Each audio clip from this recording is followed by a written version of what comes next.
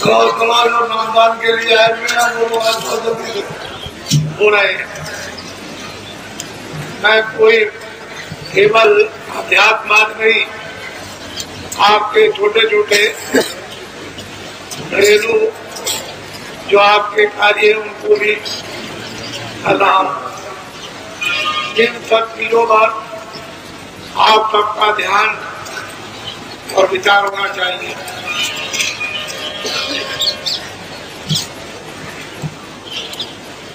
आप उसी भूमि पर रहते हो, उसी पर मुसलमान रहते हैं, उसी पर ईसाई रहते हैं और उसी पर सिख रहते हैं, लेकिन जब अपने यहाँ शादी विवाह होने को होता है उस समय मुसलमानों के यहाँ नहीं। जब आपके यहाँ समाप्त हो जाएगा तो मुसलमानों के यहाँ शुरू होगा। आप कहते रहोगे हमारे यहाँ शादी की लगन नहीं है, और मुसलमान कहते हैं कि हमारे यहाँ शादी की लगन है। जमीन एक है, वायुमंडल एक है, गांव और शहर एक है, आप एक ही जगह रहते हो। एक कहता है कि नहीं और दूसरा कहता है कि है। तो कोई ऐसी बात तो जरूर है जो दोनों लोग भूल भुलैया में हो गए। ये सब सामाजिक काम आपके बहुत सुलभता से आसानी से हो। ये आप जानते हो कि मुंडन में कितना खर्चा होता है, चेको भविष्य में कितना खर्चा होता है, ब्याह शादी में कितना खर्चा होता है, ये सब आप अनुभव कर रहे हो। और ये यहाँ सुगमता से आपका छुटकारा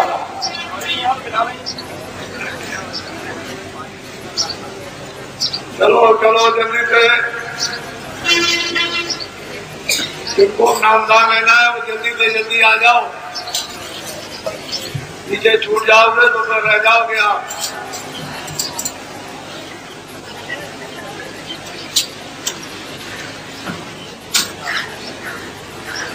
बात है कि वो चीज रात भर लगे, वो चीज आपकी आधे घंटे में हो जाए, लेकिन पद्धति के अनुसार सब कार्य। और हमारे यहाँ तो ये कहा गया कि महात्माओं के यहाँ बधाई मतलब शुभ मुहूर्त माना जाता है। उसके और पूजा के लिए हमेशा शुभ मुहूर्त है और कोई दिन बाकी नहीं, हमेशा शुभ मुहूर्त लगा हुआ है पूजा के लिए। भगवान के भजन के लिए एक मिनट भी खाली नहीं। तो जहाँ पर शुद्धि है और शुभ मुहूर्त है वहाँ उसके लिए क्या सोचना, कुछ नहीं। बखेड़े खड़े मत करो अपने आप, मत गए हो अपने आप उलझ जाओगे। दोनों काम आप कर सकते हो, उलझ भी सकते हो, सुलझ भी सकते हो। चलो चलो जल्दी से बच्चों, देर मत करो, जल्दी से आ जाओ।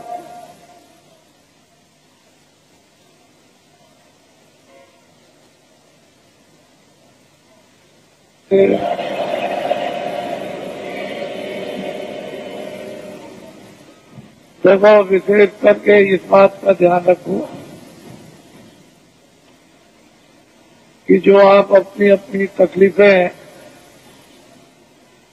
परेशानी, शारीरिक, परिवार की, समाज की या बाहर की, दफ्तर और कचहरियों की जो वर्णन करते हो वो सुना सब जा रहा है और उसका धीरे धीरे निराकरण हो जाएगा। बीमारी तकलीफों में धीरे धीरे आराम, क्योंकि आपने घर में इसको बुलाकर और बसा लिया है। अपनी गलतियों से बीमारियों के आने वाले दरवाजे आपने खोल दिए और जब बीमारियां प्रवेश हो गई तो आपके खून में ये पहुंच गई।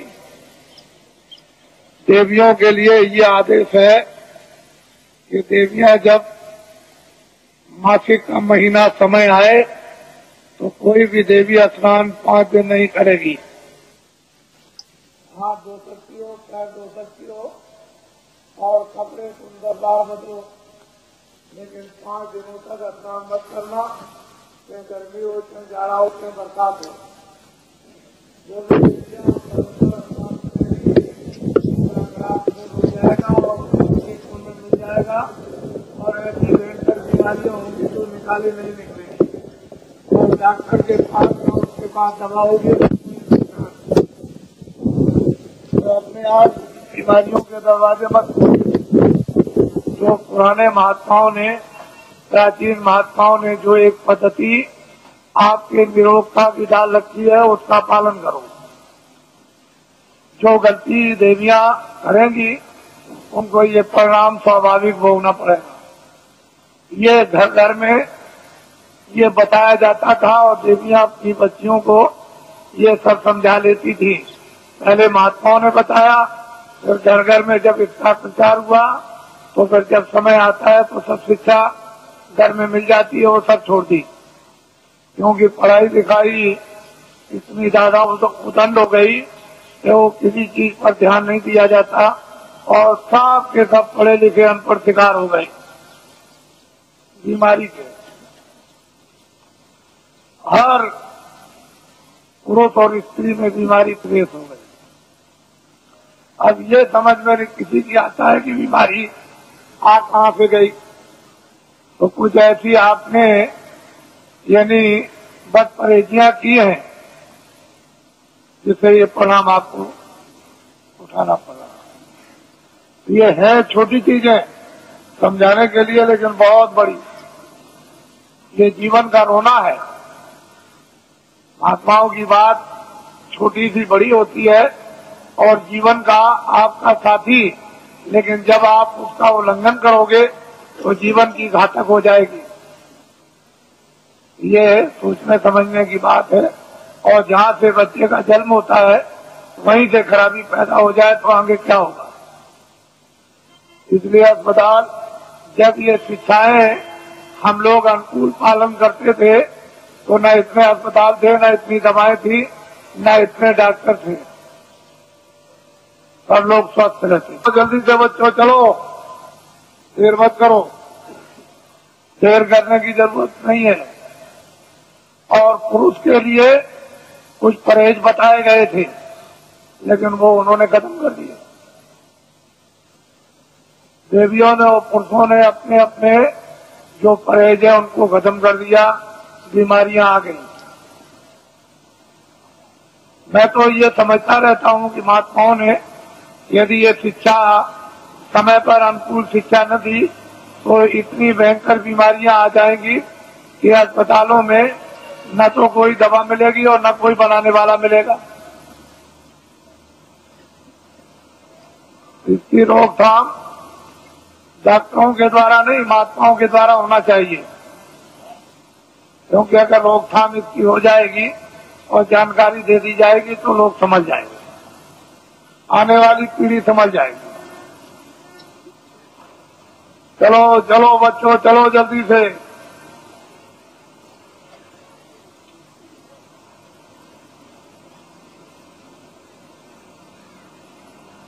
कोर्ट कचहरी में जाते हो इतना ध्यान रखना चाहिए कि रामायण भी है और गीता भी है और भागवत भी है, मंदिर भी है, मस्जिद भी है और गिरजाघर भी है और ग्रंथ साहब भी है।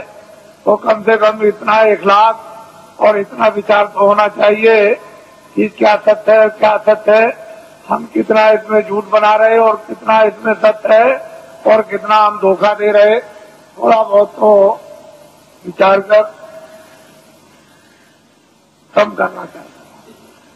क्योंकि भाई आपका ही है, चाचा आपका ही है, भतीजा जो आपके घर में वो आपका ही है, चाहे वो आज अलग हो गया और पड़ोसी आपके ही है। लेकिन जब आप अपनी इतनी कटुता अज्ञानता बरतोगे तो फिर रामायण क्या करेगी, गीता क्या करेगी। इसको आप साक्षी बनाओगे तो लोग भी गया पर लोग भी गया तो थोड़ा कम करो, थोड़ा ढीला करो और दया के स्थान पर पहुंचो।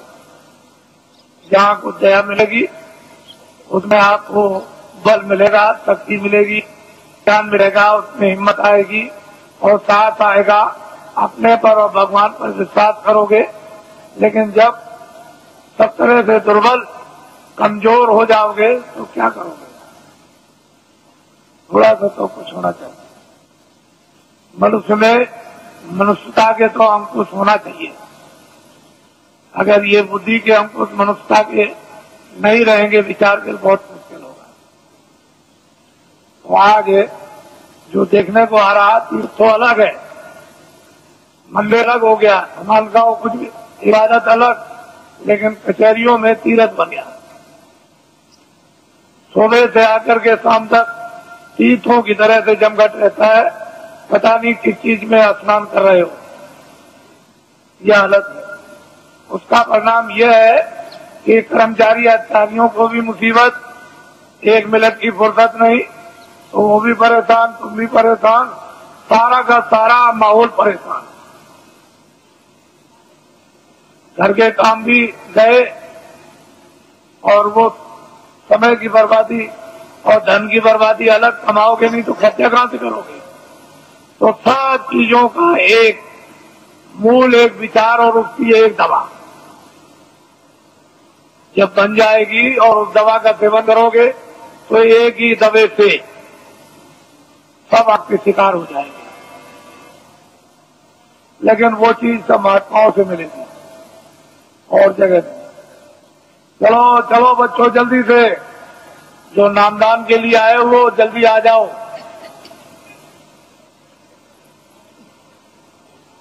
चलो चलो, देर मत करो।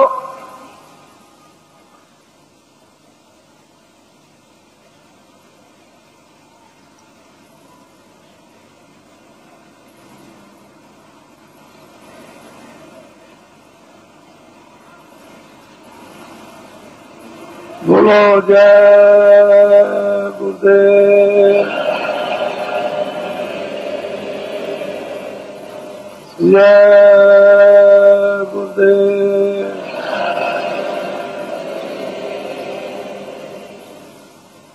जय गुरुदेव।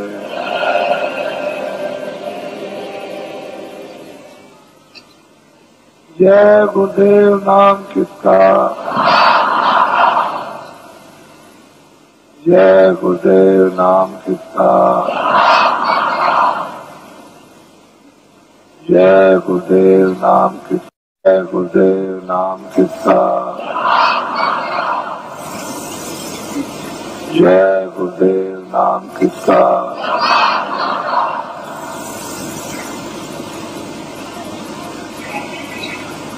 ओम ज्योतक का संगठन की, ओम ज्योतक का संगठन की, ओम ज्योतक का संगठन की।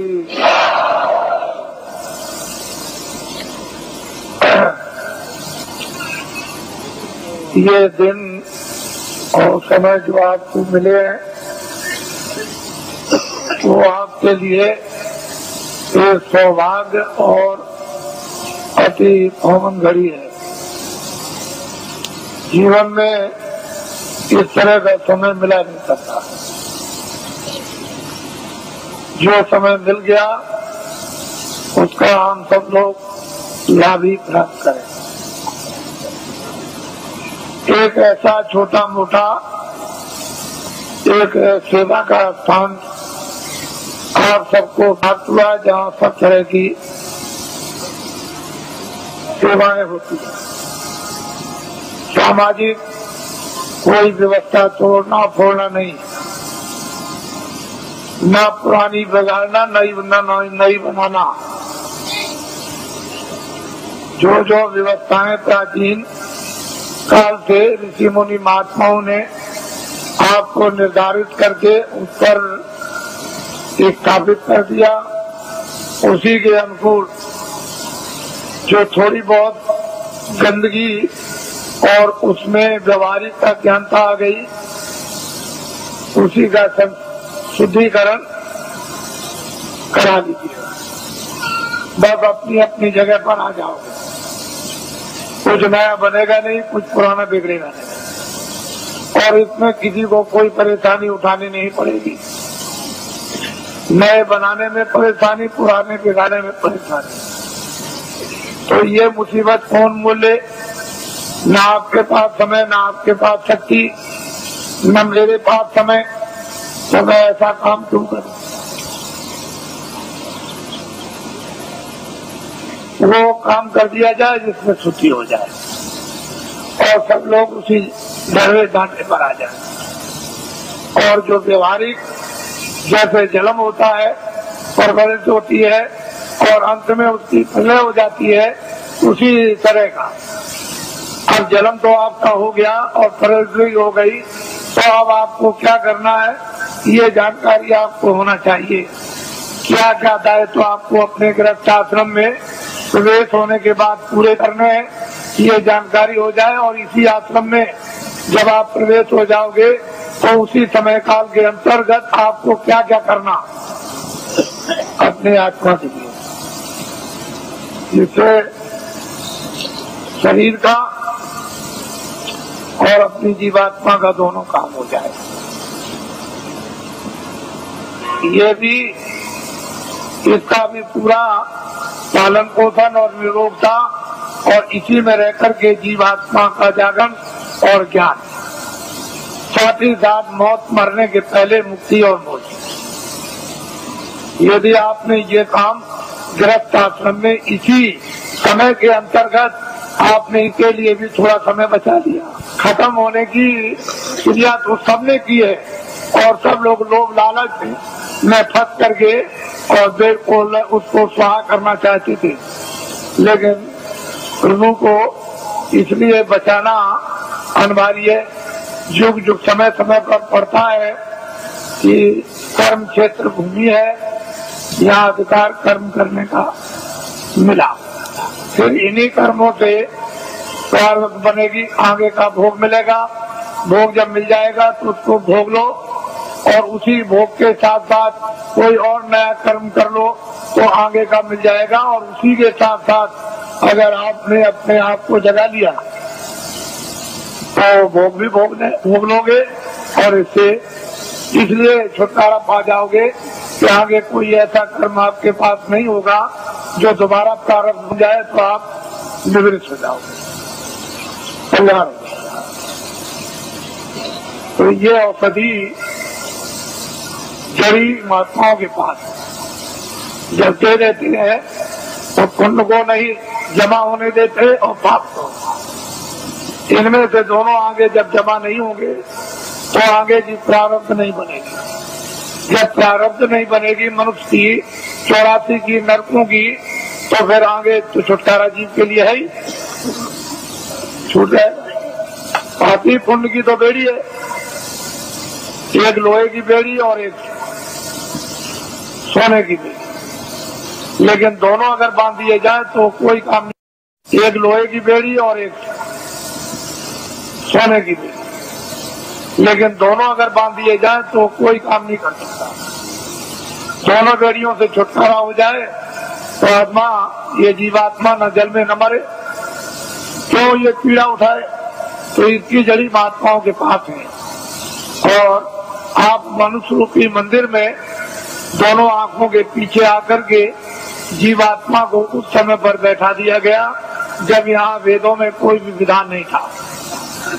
उस समय पर न कोई तपस्या करने के लिए भेजा गया था, सब तपस्वी थे, ज्ञान स्वरूप थे, बोध स्वरूप थे, सब कृतज्ञ थे, आदि से अंत तक सब जानते थे, सब त्रिकालदर्शी थे और सब एक भविष्य वक्ता। कोई मतलब ये ऐसे कार्य नहीं उसके लिए बंधे हुए थे कि जिससे उसके पास कोई गंदगी जमा हो या उसके पास कोई शुद्धि जमा हो। लेकिन बाद में जब ये विधान बन गया और विधान का वेदों के द्वारा डंडोरा पीट दिया गया और उससे अधिकार आपको दे करके ये भान करा दिया गया, ये अच्छा ये बुरा ये पाप ये पुण्य है, और फिर जब आपने इसको किया तो फिर ये बंधन आपके लिए लगने लगा।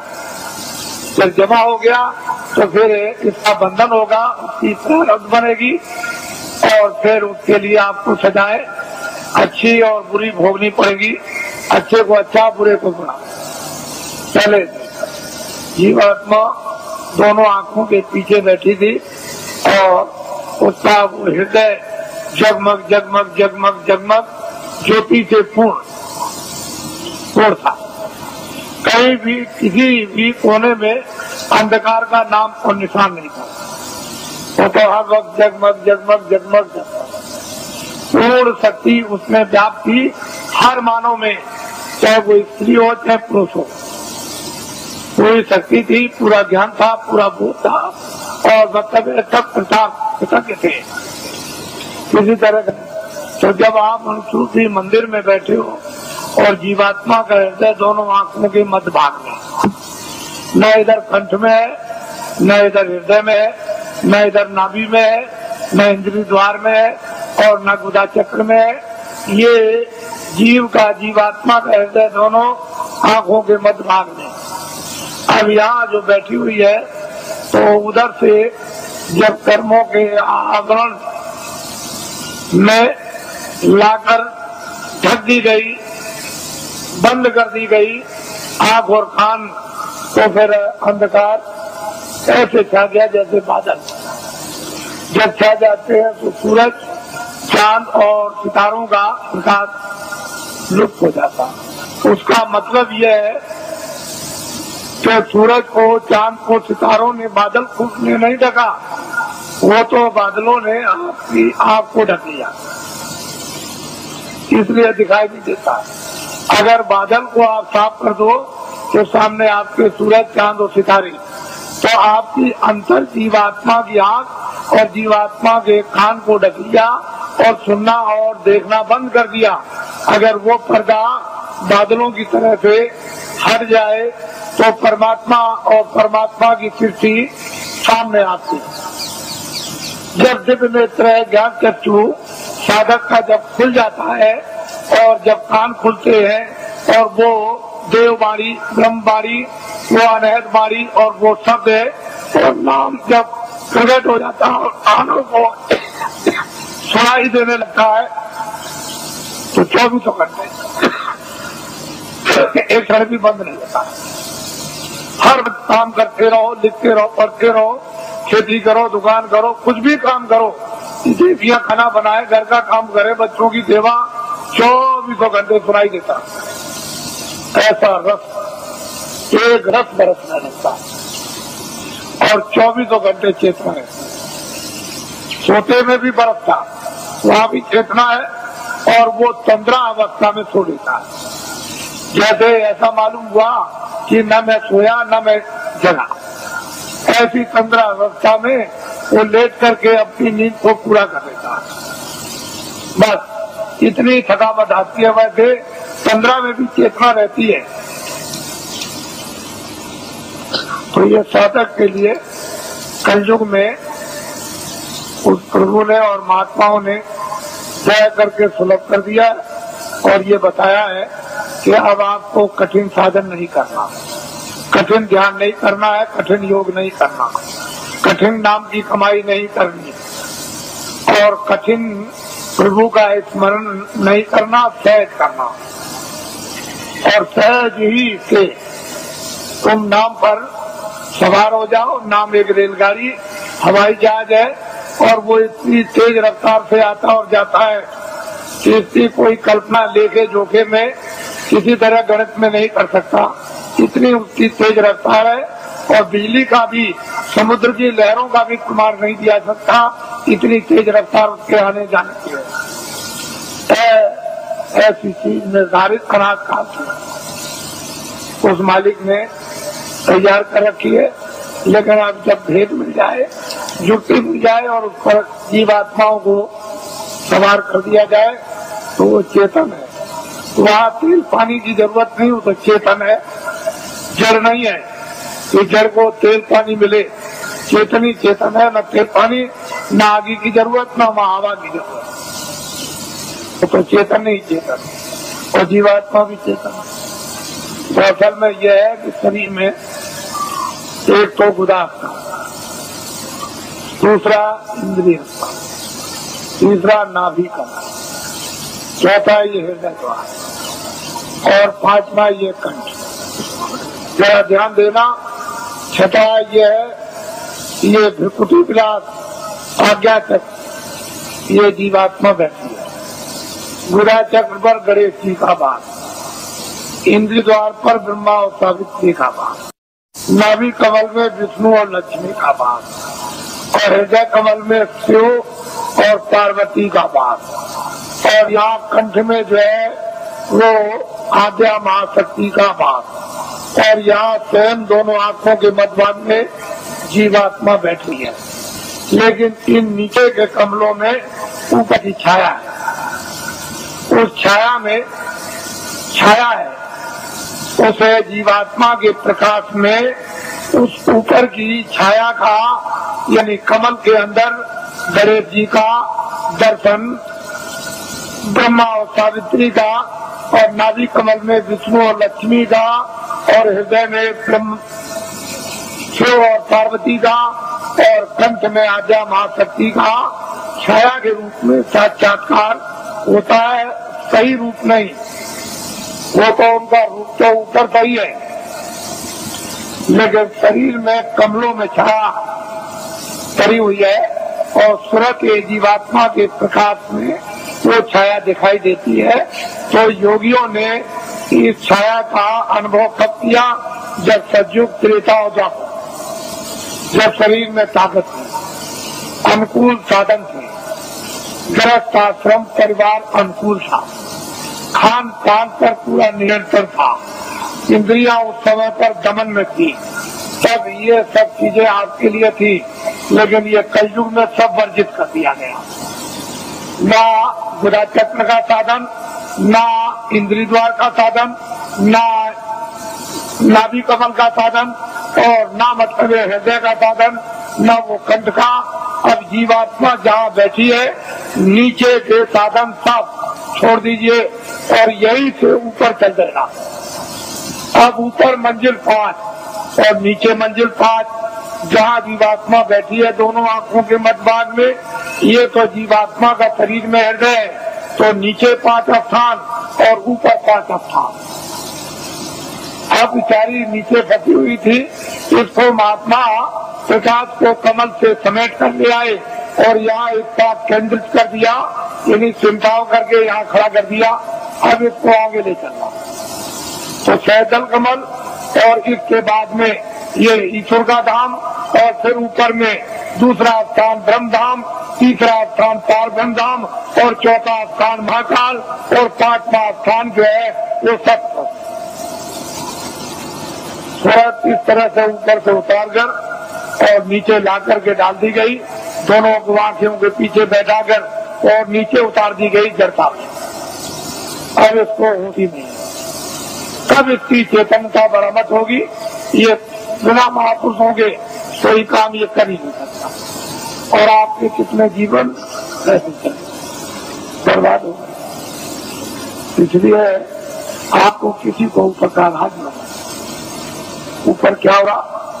जहाँ जीवात्मा बैठी है मध्य भाग में ऊपर किसी में वो दिव्य दृष्टि, उसमें क्या हो रहा है या आपको कुछ पता नहीं। लेकिन जब साधक, जब प्यास लगती है, भूख लगती है, इच्छा जागती है, सब होती है, रोता भी है और जीता है, प्रार्थना भी करता है, जब वेद मिल जाता है तो श्रवण भी करता और ध्यान भी करता है, तो में चलता है और संसार से जीतता है, अपने काम से जीतता है। तो जब कुछ ही दिनों में, महीनों में उसका काम बनना शुरू होता है। क्योंकि महापुरुषों की जब कया समाधि और सहयोग जब उसको मिलने लगेगा तो जल्दी काम हो जाएगा, फिर देर नहीं लगेगी।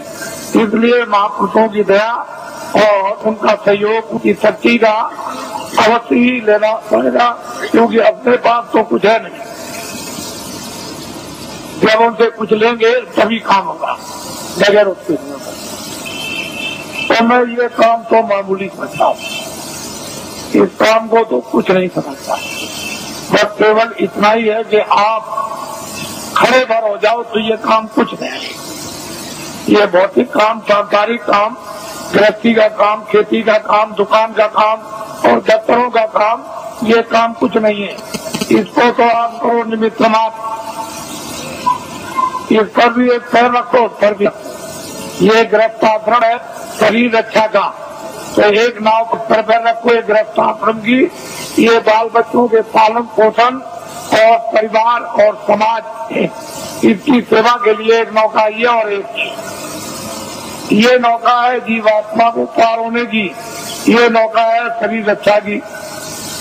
तो जब महात्मा मिल जाए तो धीरे से दोनों पर पैर रखवा देते हैं, इस पर भी जमाए रहो, इस पर भी जमाए रहो, और दोनों का बैलेंस अभी बराबर रखो। अभी तो आपका एक पर है, एक ही पर है, तो उन्होंने कहा नहीं ये देखो नाव है परमार्थ की, इस पर भी रख लो, ये स्वार्थ की नाव है, इस पर भी रखे रहो। इस पर तो धीरे धीरे अपने उपदेश के द्वारा और दया के द्वारा और शक्ति के द्वारा धीरे धीरे वो जो स्वार्थ की नाव है सांसारिक, उसका जरा सा पैर का हल्कापन और परमार्थ पर जरा वजन ला दिया, जब आपकी स्वाभाविक जरा होने लगी।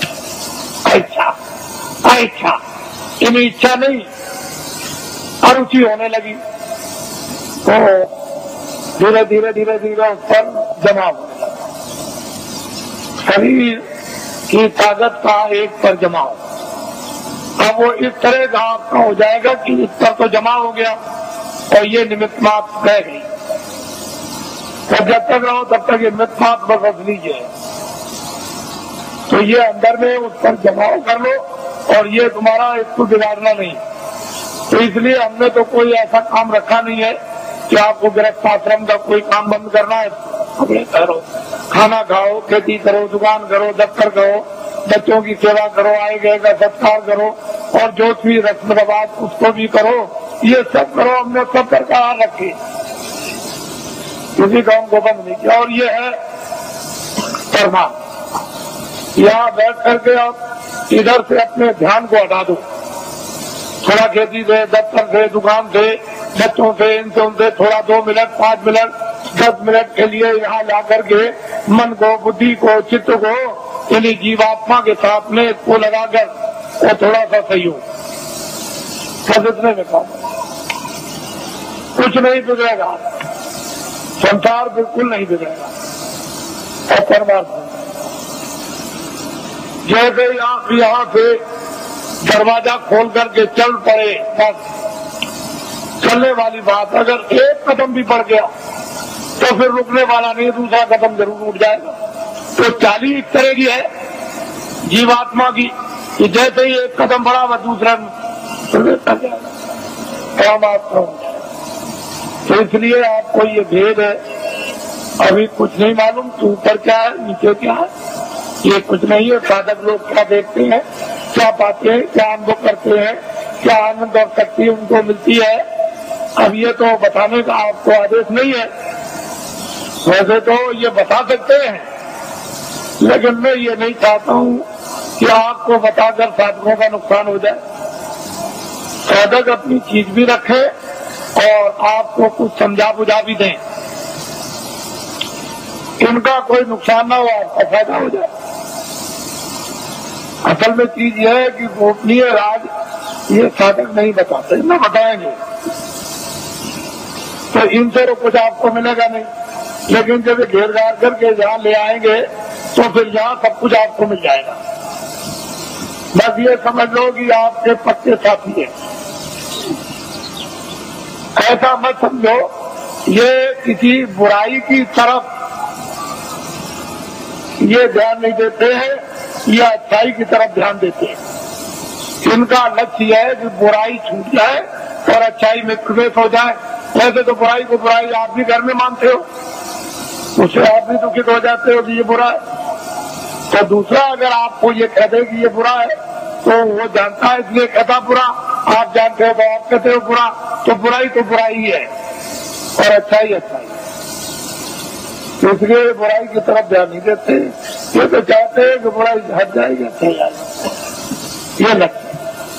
तो ये पक्के आपके साथी यानी दोस्त सहयोगी, इनको अपना समझना चाहिए और असली जगह पर पहुंचा दे। इससे बड़ा परोपकारी कौन हो सकता है। तो ये सब चीजें सामाजिक यानी दोस्त सहयोगी, इनको अपना समझना चाहिए और असली जगह पर पहुंचा दे। इससे बड़ा परोपकारी कौन हो सकता है? तो ये सब चीजें सामाजिक लेकर के चली जा रही है, इनसे अलग थलग आपको नहीं किया जा रहा। तो मैं आपकी जो व्यवस्था योजना है उसको पूरा बना करके तैयार कर चुका हूँ और बस यह है कि जैसे ही अपनी जगह पर आप खड़े हो गए वैसे ही योजना आपके सामने रख दी जाएगी। और जब वो चक्र व्यू योजना के अंतर्गत जब आप प्रवेश हो जाओगे तो सारा का सारा गुण उसका ज्ञान और राज आपको समझ, फिर उसके लिए कोई किसी को परेशानी नहीं होगी। अब यह है कि न जानने के कारण तो सारा संसारी सून है, गृहस्थाश्रम बेकार है, काम बेकार है, और जान लिया तो गृहस्थाश्रम अपनी जगह, काम भी अपनी जगह हो जाए। तो हमने जो आपको बताया, क्योंकि आपको अभी आदेश दूंगा, आपको अभी कि आपको मतलब ये जाना है, तो भूमि जोतक खेतिहर काश्तकारों का तो देश में अभियान चल रहा, साथ ही साथ कर्मचारी अधिकारियों का कार्यक्रम चल रहा, साथ ही साथ में सेठ साहूकार दुकानदार और उद्योगपतियों का भी कार्यक्रम इसी के साथ साथ चल रहा, और साथ ही साथ यानी छात्रों का भी कार्यक्रम चल रहा। मैं तो ये समझता हूँ कि इसमें सब आ जाएंगे। छात्रों में सबके छात्र आ गए, दुकानदारों में सब जातियों के दुकानदार और सेठ साहूकार उद्योगपति आ गए, और कर्मचारियों में सब दफ्तरों के यानी कर्मचारी सभी जातियों के आ गए, और भूमि जोतक खेतिहर काश्तकारों में सब कौमों के भूमि जोतक और खेतिहर काश्तकार आ गए। तो चारी जातियों का बंटवारा कर लीजिए। मैं ध्यान दे जाता हूँ कि जरा इनके बारे में भी सोचा जाए। तो मैं सोचता हूँ कि कितना इनको वेतन मिलता होगा, तो इतना वेतन मिलता होगा इनको, इसमें कितना कट जाता है वो भी मैं जानता हूँ कि इनकम टैक्स कितना कटता है, और फिर इनका बीमा और ये वो योजनाओं में कितना चला जाता होगा, तो इनके हाथ में कितना बचता है वो मुझे सब मालूम, उससे पूरा नहीं करता, बिल्कुल पूरा नहीं करता। जजों का सुप्रीम कोर्ट के पूरा नहीं, हाई कोर्ट के पूरा नहीं, डिस्ट्रिक्टों का पूरा नहीं, डीएम का पूरा नहीं, एसपी का पूरा नहीं, और इनका पूरा नहीं और उनका पूरा नहीं, तो छोटे कर्मचारियों का उनका तो बिल्कुल ही पूरा नहीं, क्योंकि महंगाई तो सब पर समान है और टैक्स भी सब पर समान है। तो असली बात यह है कि जो सरकार, जो राजा अपने मजदूरों पर टैक्स लगा दे, व्यवसाय कर, वो सबसे गिरा हुआ राजा, उससे गिरा हुआ कोई नहीं हो सकता। उसका ज्ञान खो गया, उसकी कला कौशल खो गई और उसकी योजना खत्म हो गई। जो राजा अपने मजदूरों पर व्यवसाय कर लगा दे, अरे कर्मचारी अधिकारी जो बेचारे काम करते हैं, ये कौन है? मजदूर 15 दिन 14 दिन की छुट्टी ले ले और छुट्टी साल की खत्म हो जाए, डॉक्टरी भी बीमारी की छुट्टी खत्म हो जाए, तो जब ये छुट्टी लेते हैं तो इनकी मजदूरी कट जाती है, यानी पे कट जाती है। तो ये सब लोग मजदूरी के लेके जोखिम में आते हैं। व्यवसाय का मतलब यह है कि 10 रुपए घाटा और 1 लाख रुपए मुनाफा, ये है व्यवसाय, ये है मजदूरी। व्यवसाय अलग है, मजदूरी अलग है। तो ये कह करके अगर लगा दिया जाए कर्मचारी अधिकारियों पर कि ये है व्यवसाय कर, तो ये मर जाएगी। तो मैं कभी कभी उन लोगों की तरफ ध्यान ले जाता हूँ जहाँ पर 20 साल और 25 साल और मतलब सजाए मौत देते हैं, और उनका उस वेतन में जब खर्चा नहीं पूरा होता है तो उनके घर में बच्चे और बच्चियां, तो जज है 10 लाख दो, 20 लाख दो, ये सामान दो, ये सामान दो, खर्चा तो पूरा नहीं पड़ता, तो चिंता सवार रहती। और जब इसको घर की चिंता सवार बच्चे बच्ची की होगी तो न्यायालय में बैठ करके यानी मतलब ये स्वच्छ है, यानी निर्बल बुद्धि से कैसे न्याय कर सकेंगे, क्योंकि वो परेशानी चिंता में गिरे हुए। तो मैं कभी कभी ये बात सोचा करता हूँ कि जब उनका रिटायरमेंट आ जाता है और वो रिटायर हो जाते हैं और उससे वेतन जो उनको पेंशन मिलेगी उसमें पूरा नहीं पड़ता, तो फिर ये क्या करते हैं, किसी फैक्ट्री में अगर जगह नहीं किसी फैक्ट्री में मिली और किसी जगह सेठ साहूकार के यहाँ नहीं मिली, तो फिर न्यायालय में आते हैं और वकील की हैसियत से फिर काम करना शुरू कर देते हैं, तो कटघरे में खड़े होते हैं। और फिर इस तरह से वही जज जो हाईकोर्ट के थे या सुप्रीम कोर्ट के थे, खड़े होकर कटघरे में मौकिल की तरफ से फिर सलाम करते हैं। तो ये राष्ट्र के संविधान का प्रजातंत्र के पूर्ण रूप से अपमान, पूर्ण रूप से अपमान। इस पर आज तक कभी किसी ने विचार नहीं किया। ये भारतीय प्रजातंत्र का पूर्ण रूप से अपमान। ऐसे बड़े बड़े पदों की आपको मतलब यह है कि पूरी देखभाल रखना चाहिए कि ऐसे बड़े बड़े पद हैं और फिर आकर के वही व्यक्ति निम्न श्रेणी पर आकर के कटघरे में गिर जाए और फिर सलाम करें, ये भारत के लिए शोभा। तो मेरे पास इसकी भी योजना है, इसको आप ध्यान में रखिए और ये कभी न कभी लागू हो जाएगी। पूरी योजना है, कभी लागू हो जाएगी। मैं इतना ही विश्वास आपको दिलाना चाहता हूँ कि कर्मचारी अधिकारियों का काम हो जाएगा, मासिक वेतन इनका पूरा सुविधा इनको मिलेगी, टैक्स महंगाई कम हो जाएंगे और पूरी सुविधा मासिक वेतन बचेगा। छात्रों को काम नौकरी बिना ढूंढे हुए मिलेगी और भूमि जोतकों का सारा 40 सालों का सरकारी कर्जा में ब्याज के माफ हो जाएगा और सेठ साहूकारों का काला धन सब का सब 100 वर्षों के लिए सफेद करवा दिया जाएगा। कोई जुल्म और कोई टैक्स नहीं लगेगा, एक नए पैसे का, और सब लाइसेंस खत्म करवा दिए जाएंगे। आपको ये धन कहाँ पे आएगा? मैं इतना ही आपको बताऊंगा कि भारत में धन की कोई कमी नहीं रहेगी। और आपको क्या चाहिए? धन की कोई कमी नहीं।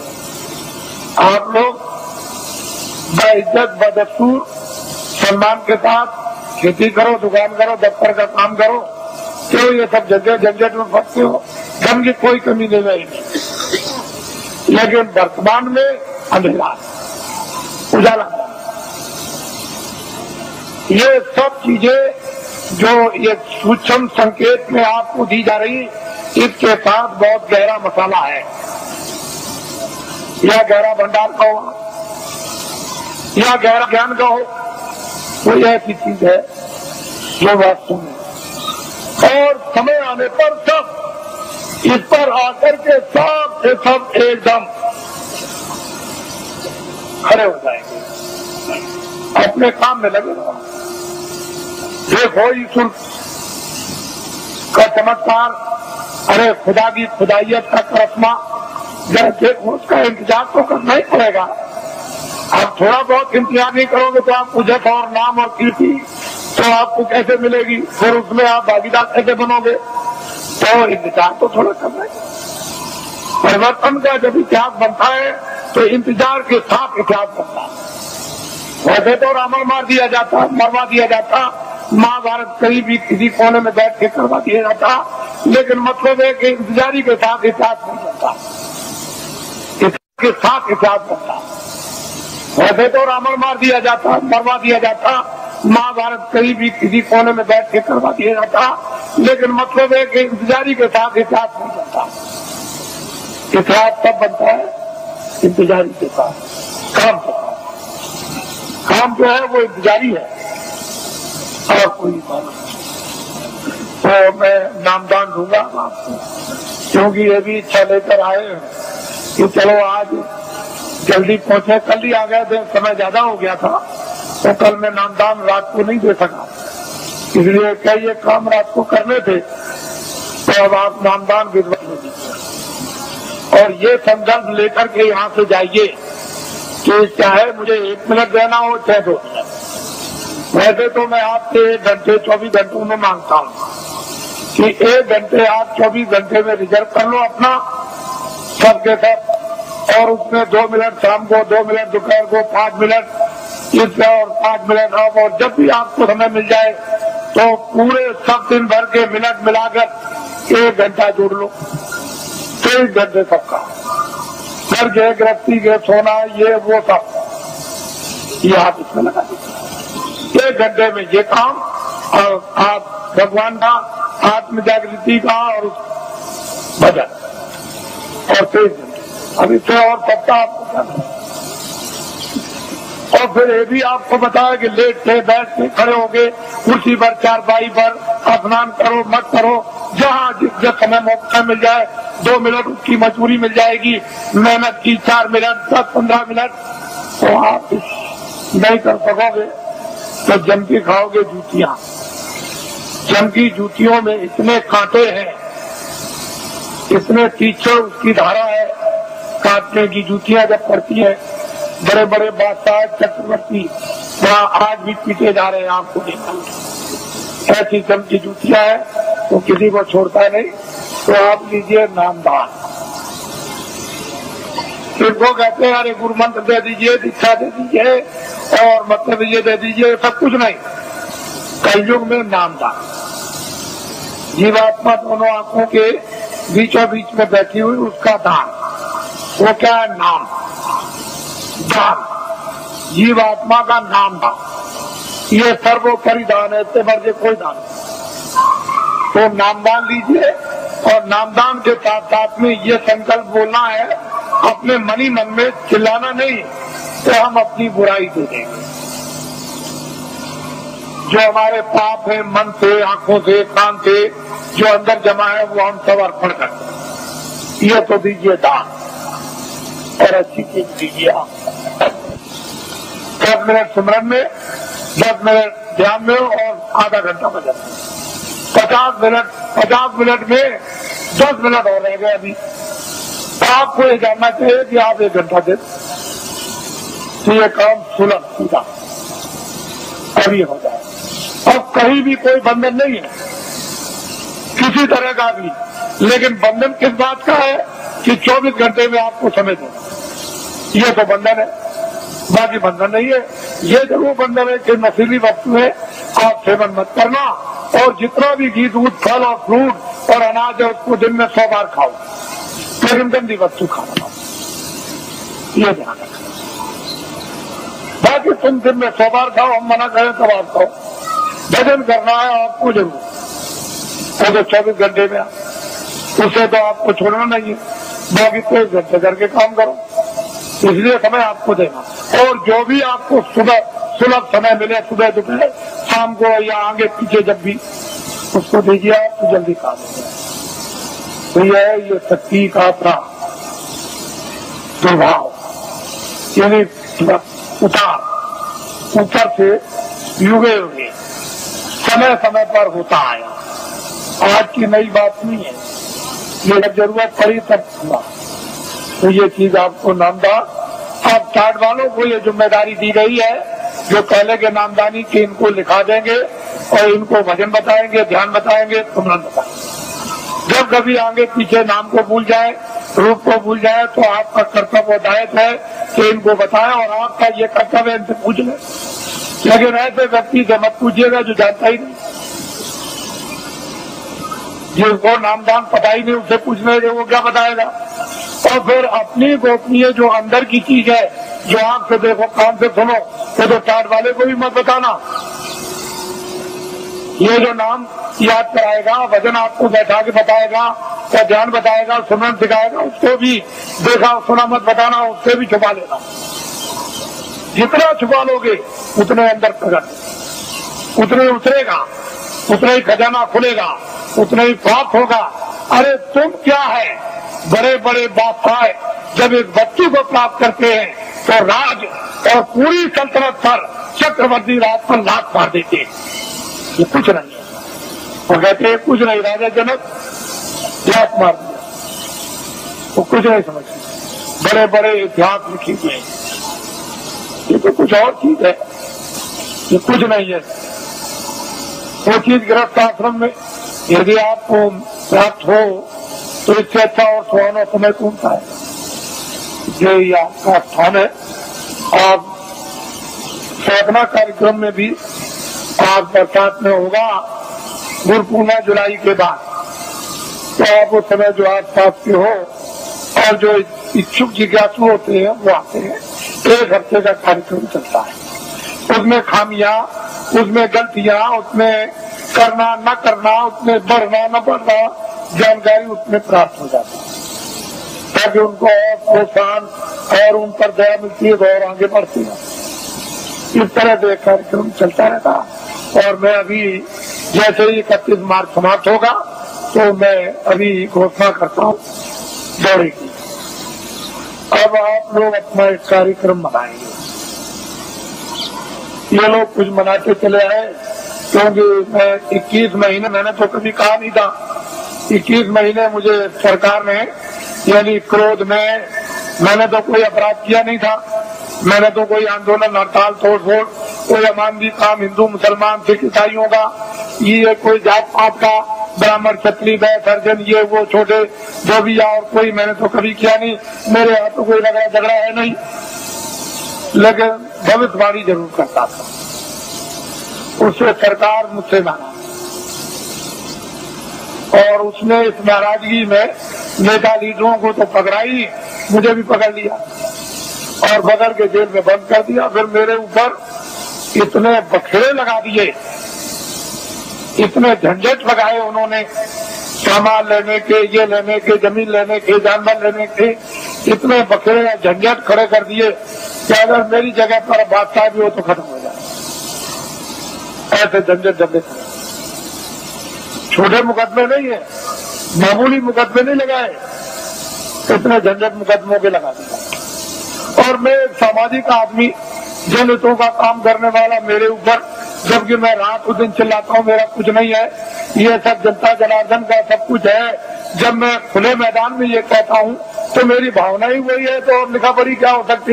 लिखने पढ़ने वाले तो रोज बेईमानी करते, रोज लिखा पढ़ी का दस्तावेज बदल देते और झूठ झूठ बोल जाते हैं। तो मेरी जबान दस्तावेजी है, तो मैं जनहितों का काम करता हूँ, तो मेरे ऊपर सरकार ने इतने बखेड़े। और कल मैंने ये बात कही है कि ये सब बखेड़े न्यायालयों में अब भी मौजूद है, लेकिन सरकार ने लखनऊ से नया ये बात कही है कि ये सब बखेड़े न्यायालयों में अब भी मौजूद है, लेकिन सरकार ने लखनऊ से नया फेक गजट निकाल दिया। जो दस्तावेज मैंने जमीनें खरीदी नाम की उनका, और इतना आंखों से देखते हो कि बना हुआ फेक गजट निकाल दिया कि जमीन एक्वायर की जाएगी। बताइए, आप पूरा मथुरा को गजट कर दीजिए कि सब ये कारखाना मथुरा सबको भगा दिया जाएगा और यहाँ कारखाना बनाया जाएगा, सब मकान तोड़ दिए जाएंगे, मंदिर और मस्जिद सब तोड़ दी जाएगी और यहाँ कारखाना बनाएगा। गजट निकाल दीजिए, क्योंकि आपको तो गजट निकालने का पूरा राइट और अधिकार है, तो निकालिए। तो असली चीज ये है, इसको समझने की चीज है, इसको समझिए। तो मुझे जेल में बंद कर दिया और जेल में बंद करके मुझे इस योग छोड़ दिया था कि ये कभी भी नाम नहीं लेंगे। लेकिन मैं तो ईश्वर विश्वासी आदमी, मेरे पास ऐसे ठेठ साहूकार भेजे गए कि तुम हवाई जहाज ले लो, एक ले लो, ये जमीन क्या है, तुमको हजारों एकड़ तुमको जमीन दे दी जाए, एरोड्रम बनवा दिया जाए। मेरे पास बड़े बड़े सेठ आए और उन्होंने कहा कि हम सबको सेवा करने को तैयार है, हमें क्या करेंगे। कह लगे जो आप जितना चाहे धन हम खर्च कर देंगे। तो मैंने कहा एक काम कीजिए, अयोध्या में, मथुरा में और यहाँ और हरिद्वार में और नासिक में लूले लंगड़े अंधे बहरे ये तमाम रहते हैं बेचारे गरीब, जिनके पास कपड़ा और खाना नहीं है, तो मैं बताऊंगा कि कंबल, अनाज और रोटियां और ये दवाएं ये सब तुम खेत में ला दो और चलो मेरे सामने बांटो। कह लगे ये काम नहीं हो सकता, ये काम नहीं हो सकता। तो हमने कि भाई ये काम नहीं हो सकता तो ये भी नहीं हो सकता। क्यों कि राजद्वारे साध जाए, राजाओं के दरबार में 3 लोग जाया करते हैं, राजद्वारे साधन 3 वक्त को जाए। साधु जो है 3 चीज हो जाते हैं, के मान, के माया, के मीठा की चाह। यह मीठा के लिए, मान के लिए, धन के लिए। तो इनमें से तीनों चीजें हमको कुछ नहीं चाहिए, न मीठा चाहिए, न मान चाहिए और न माया चाहिए। अब बोलिए अब आप क्या चाहिए? क्या लगे तब करिए। तो मुझे लालच दी गई। मेरी जगह पर अगर कोई आदमी होता और तो बिल्कुल सराबोर हो जाता, लेकिन मैं तो एक सिद्धांतवादी छोटा मोटा आदमी, एक सेवक, मैं तो भगवान में विश्वास करने वाला। मैं तो जानता हूँ कि जब ये किराए का मकान है, ये किराए का मकान है, तो क्या तुम संतुलन लेकर मकान लेकर क्या मैं ये जमीन लेकर जाऊंगा? अरे जो काम कर रहा हूँ मानवता का और आत्मा का, जो हो जाए उसे मुझे कोई खरीद नहीं। कोई हिंदुस्तान में माई का लाल ये पैदा नहीं हुआ जो अपने धन से बाबा जी को खरीद ले। तुम कभी ये धोखा मत खाना। बाबा जी चाहे तुम्हारे आदेश से आश्रम छोड़ करके चले जाएं, जो दलितों का है, लेकिन हिंदुस्तान में मुझे अपने पैसे से कोई खरीद नहीं सकता। इसको आप हमेशा ध्यान में रखिए। बाकी मैं सबकी सेवा करता हूँ, सबके लिए कल्पना और प्रार्थना भगवान से सबके भलाई के लिए करता रहता हूँ। कोई भी हो जनमानव, इसमें हिंदू मुसलमान की क्या बात, वो तो मैं करता ही रहूंगा। लेकिन कोई अगर चाहे कि भाई इस तरह से मैं खरीद लूं तो खरीद लूं।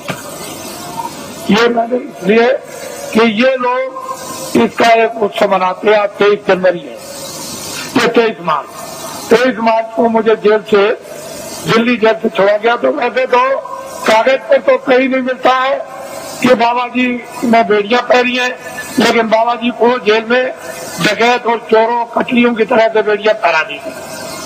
जब मैं बंगलौर में भेजा गया तो वहाँ पूछा वहाँ के आईजी से और सुपरिंटेंडेंट से कि भाई हमको क्यों बेड़ियां पहनाई, तो उन्होंने खुद आकर के कहा कि कागज पर तो आपका कुछ नहीं है बेड़ियों के संबंध में, क्या वहाँ की उत्तर प्रदेश की सरकार आपसे बहुत नाराज है? हमने कहा अब आप समझ लीजिए नाराज इसलिए तो किसी तरह से हमारे बस में आ जाए।